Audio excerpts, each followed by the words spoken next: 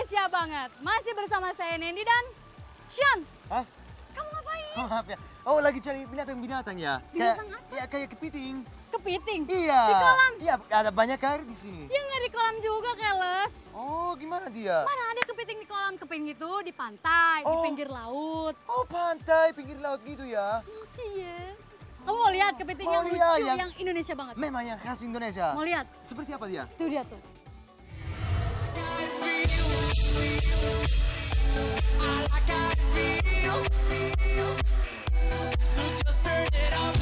Pemirsa Indonesia banget, perairan Indonesia begitu luas. Makanya nggak heran kalau menyimpan flora dan fauna yang unik serta menarik. Di antaranya kepiting-kepiting lucu.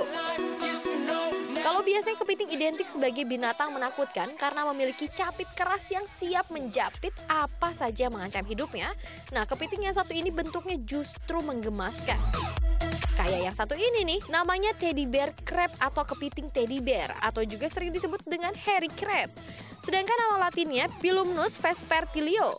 Walaupun rambut atau bulu yang menutupi hampir seluruh bagian tubuhnya yang nyaris sama, tetapi teddy bear yang ini jelas bukan boneka mainan anak-anak.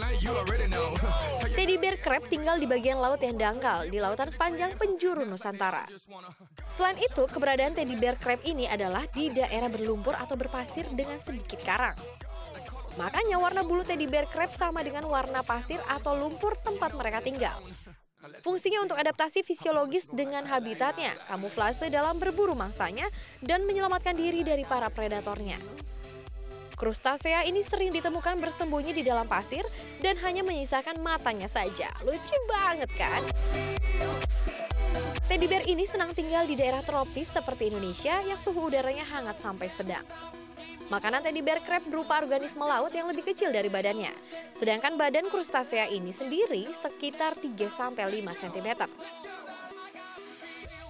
Dan ketika laut surut, teddy bear crab juga sering ditemukan di permukaan untuk mencari makan. Nah, kalau sudah di permukaan, hewan lucu ini nyaris tidak terlihat karena penyamarannya yang nyaris sempurna. Hanya terlihat seperti seonggok rumput laut saja. Kepiting lucu selanjutnya adalah boxer crab. Wow, kayak petinju ya. Yap, tapi disebut begitu bukan karena kepiting ini suka bermain tinju loh, melainkan lantaran kebiasaannya membawa anemon laut di dalam masing-masing cakarnya. Selain boxer crab, kepiting ini sering juga disebut kepiting pom-pom karena anemon laut yang dibawanya juga terlihat seperti pom-pom para gadis pemandu sorak. Lucu banget ya. Walaupun disebut boxer crab dan terdengar gagah, tapi jangan membayangkan kepiting yang bertubuh kekar serta besar. Pada kenyataannya, tubuh boxer crab sangat mungil, hanya sekitar 2,5 cm saja. Bahkan, salah satu jenis kepiting dari genus Libya ini tampak sangat lucu dan unik. Boxer crab sering ditemukan di lautan dangkal tropis Samudra Indo-Pasifik termasuk Indonesia. Karapas atau cangkangnya berbentuk trapesium. Permukaannya ditandai dengan beberapa perbedaan warna. Mereka tetap memiliki kaki bagaimana khasnya kepiting berkaki 10. Hanya saja kaki-kaki mereka ramping dan masing-masing memiliki jari halus bantalan 8 atau 9. Sepasang kaki bagian dengan berukuran lebih kecil dari kaki yang lainnya. Hampir semua kepiting petinju merupakan pemakan segalanya atau omnivora. Dan mereka setidaknya membawa 3 jenis anemon di cakarnya. Selain itu, mereka juga menjalin hubungan saling menguntungkan atau simbiosis mutualisme dengan anemon. Kepiting petinju ini akan menggunakan anemon di cakarnya untuk menakut-takuti para pemangsanya. Karena tentakel anemon dipersenjatai dengan cnidosites atau sel penyengat. Sementara sang anemon diuntungkan dengan kemudahannya memperoleh makanan ketika dibawa oleh kepiting petinju kemana-mana. Spesies mungil ini tinggal di balik atau celah-celah batu dan karang, jadi sulit sekali ditemukan. Apalagi ketika anemonnya tidak berfungsi, mereka akan segera bersembunyi. Karena bentuknya yang sangat unik dan lucu, hewan laut ini sering sekali menjadi salah satu binatang peliharaan para pecinta biota laut. Apalagi jumlah mereka sangat banyak, karena sekali bertelur jumlahnya bisa sampai ribuan. Tapi biarpun begitu, eksploitasi yang berlebihan juga akan mengakibatkan populasi boxer crab ini pasti akan berkurang. Makanya kita harus menjaganya agar tetap lestari, terlebih lantaran undang-undang atau peraturannya yang belum ada. Jadi perlu banget kesadaran kita untuk melestarikannya. Memangnya nggak sayang kehilangan binatang lucu seperti ini? teddy bear crab dan boxer crab Indonesia banget.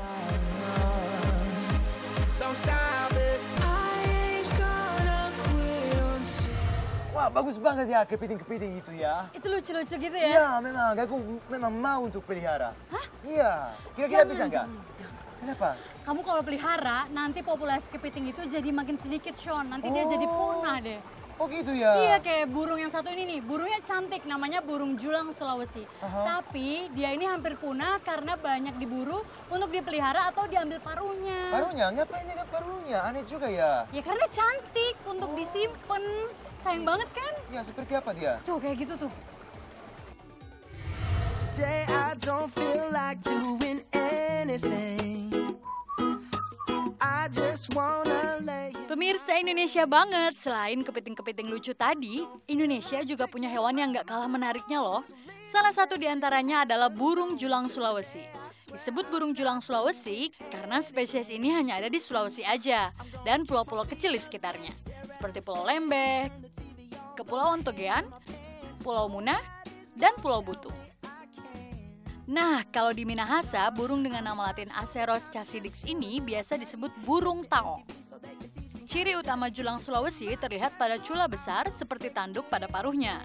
Cula atau tanduk besar di atas paruh ini berwarna merah untuk julang jantan dan berwarna kuning dengan bentuk lebih kecil untuk yang betina. Burung ini tinggal di lubang-lubang pohon yang besar dan kemudian ditutup lumpur untuk memperkecil pintu sarang mereka. Mereka sering menggunakan pohon-pohon besar di atas kanopi hutan untuk bersarang. Makanan utama julang Sulawesi adalah buah-buahan dan beberapa jenis serangga, serta binatang kecil lainnya seperti kelelawar, kadal, dan tikus. Mereka termasuk hewan yang setia dengan pasangannya loh, karena julang Sulawesi hanya memiliki satu pasangan sampai seumur hidup mereka. Dan umumnya hanya memiliki satu anak saja setiap pasangan. Menariknya nih, kalau mereka sedang masa bertelur dan sang betina tengah menjaga telurnya, sang jantan akan menyediakan makanan bagi pasangannya, karena sang betina tidak akan keluar sarang. So sweet banget nggak sih? Tapi sayangnya, ternyata populasi julang Sulawesi semakin merosot.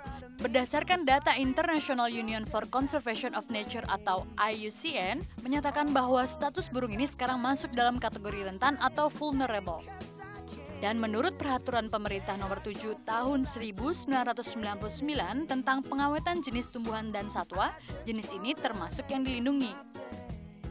Ancaman terbesar yang dialami oleh spesies ini adalah maraknya perburuan liar yang mengincar julang Sulawesi untuk dipelihara atau diambil paruhnya. Paruh tersebut merupakan komoditi yang diyakini memiliki khasiat khusus bagi pengobatan tradisional di Cina. Hal ini cukup membahayakan kelangsungan hidup burung julang Sulawesi yang indah ini, karena proses regenerasi mereka terhitung lamban. Ya iyalah, satu pasangan hanya punya satu anak, dan kalau terus-terusan diburu, mungkin anak cucu kita nggak akan bisa melihat kekayaan fauna Nusantara ini secara langsung. Sayang banget kan? Padahal, burung julang Sulawesi itu indah banget loh, dan pastinya Indonesia banget.